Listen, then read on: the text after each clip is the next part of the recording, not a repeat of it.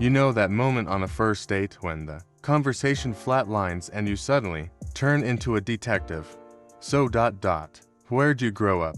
What do you do? Got any siblings? It's not a date anymore. It's a job interview with tuppence. And both of you are praying for a fire alarm to go off. That panic. Totally normal. But we can fix it. Here's how to actually talk like a human. First, burn the interview script. I call this the no interview rule.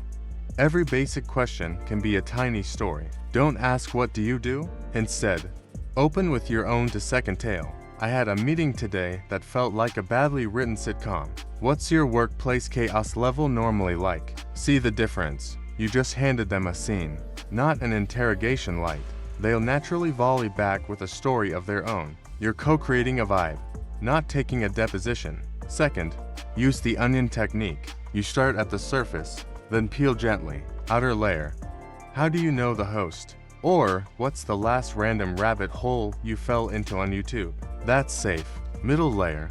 Once the energy feels right. What's a small thing you're weirdly obsessed with right now? You're fishing for their genuine passion, not their resume. If you're really clicking, the inner layer is a question that touches on values without getting too heavy, like, what's one opinion you've done a full 180 on over the years? It invites reflection without prying. No trauma dumping, just real talk. Third, the silence will come. It's not a glitch. Don't panic and blurt out something about the weather.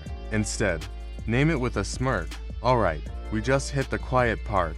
Your turn to ask something completely unhinged. Or deploy a preloaded, low-stakes emergency question. If you had to delete all but 3 food textures from existence, which ones survive? It's dumb enough to break the tension and lets you both laugh at yourselves. Silence stops being scary when you treat it like a beat in a good song, not a bomb. Now, all these techniques are great, but you need a place to actually practice where the whole setup isn't this high pressure. Is this my future spouse? Theater.